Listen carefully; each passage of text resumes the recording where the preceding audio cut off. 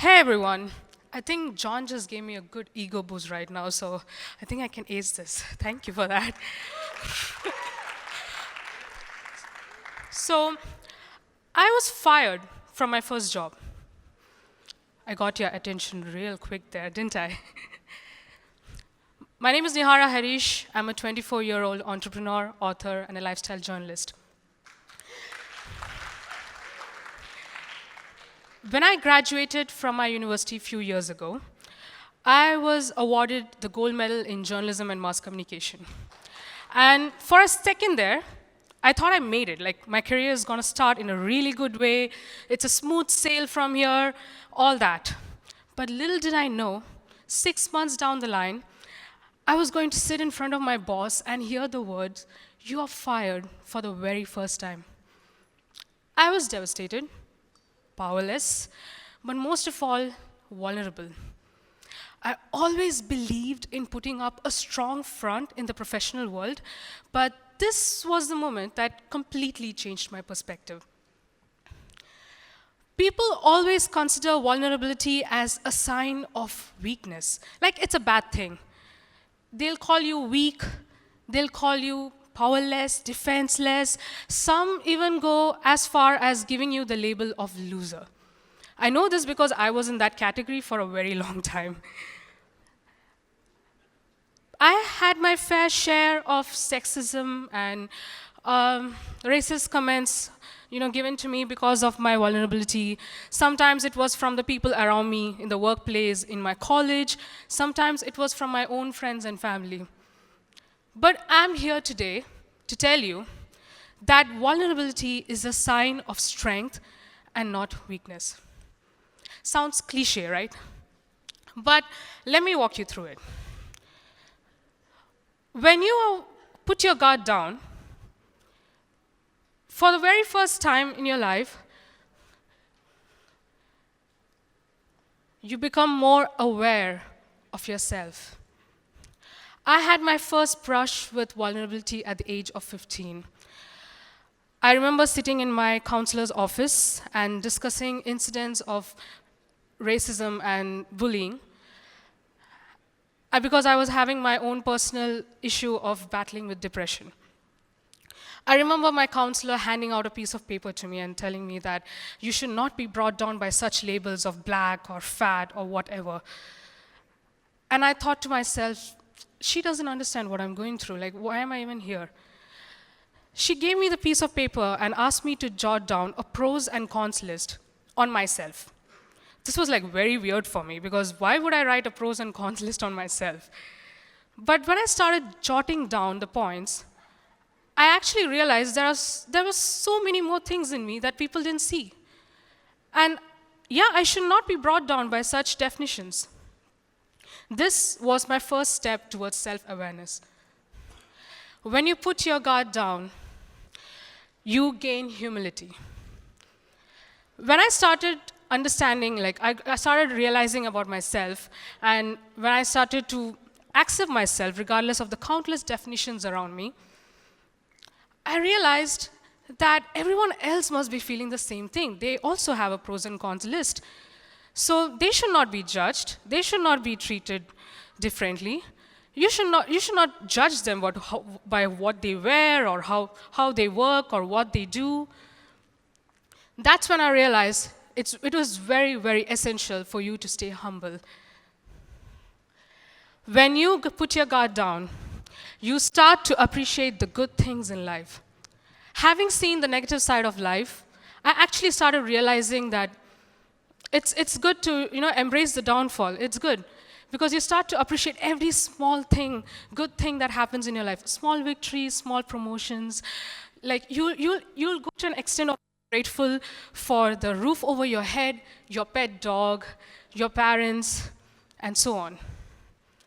And when you put your guard down, you realize that being uncomfortable is completely all right.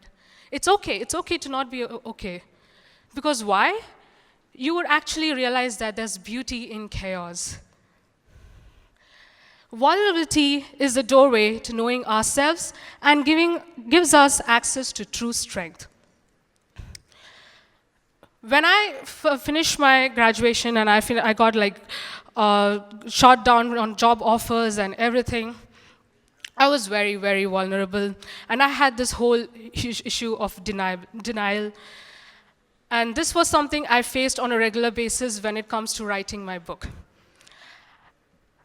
It was my dream to publish my book.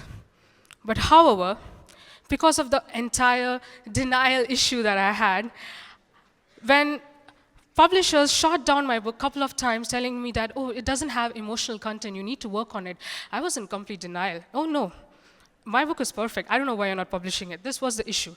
And this is something that happens to each and every one of us. There are certain times in life when you have this, oh, this is the end of the world, and I don't think so this is going to go on. And you have this issue that where you start blaming others. You start blaming each and everyone around you. And in this entire process, you forget the main thing. You don't get to achieve your goal just by blaming others. And that was what was happening with me. I couldn't publish my book. I couldn't become a published author because I had the whole denial issue and I started blaming on each and everyone around me. It was only when I put my guard down, I started to embrace the issues and embrace the vulnerability. I was able to do what I wanted to do the most, to publish my book. And I'm glad to say that it was published last year. After 10 years in the making. Yeah, that happened somehow. But yeah, I owe it to the power in vulnerability. This couldn't have happened without it. So it was the best decision ever. Growing up, I understood that you need to embrace the weak side in your life in order to grow as an individual. And I, for one, had my own personal way of keeping a reality check. And I had this simple rule that I follow, which is very simple and very effective. It's called the INTER rule. So the INTER rule stands for idea generation.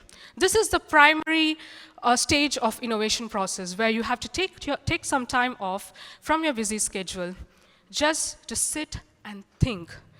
Think what you want to do in your life. Are you doing it the right way? Think of ideas. It doesn't have to be just one idea. Think of multiple ideas. Jot it all down. And for nurturing that idea. Unfortunately, we live in a world where we have endless opportunities and options.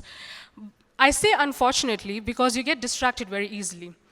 You don't get to finish one project that you started because you think, oh, wait, the grass is greener that side, I'll just go there and I'll just try that and see. So you tend not to give your 100%, and that's very bad. You need to nurture that idea. Give it all you got. Even if it's a couple of ideas, try them all and nurture every single thought and idea that you have. Try to implement it.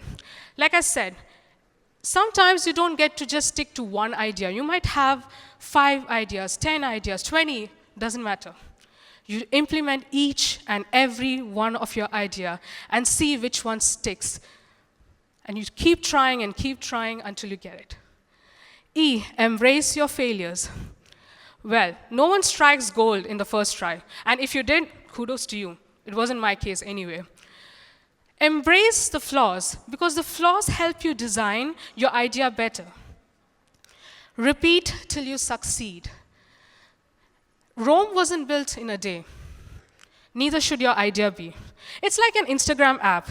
Of course, Instagram app came up with the huge, amazing feature of sharing photos. But don't we just get like notifications every once in 6 months about an update?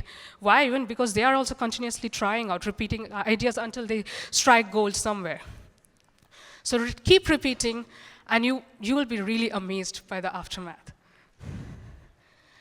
It was only when I started to accept my life's responsibilities and accept my life's choices, and I figured out the power that is there in vulnerability, I was able to figure out my life purpose.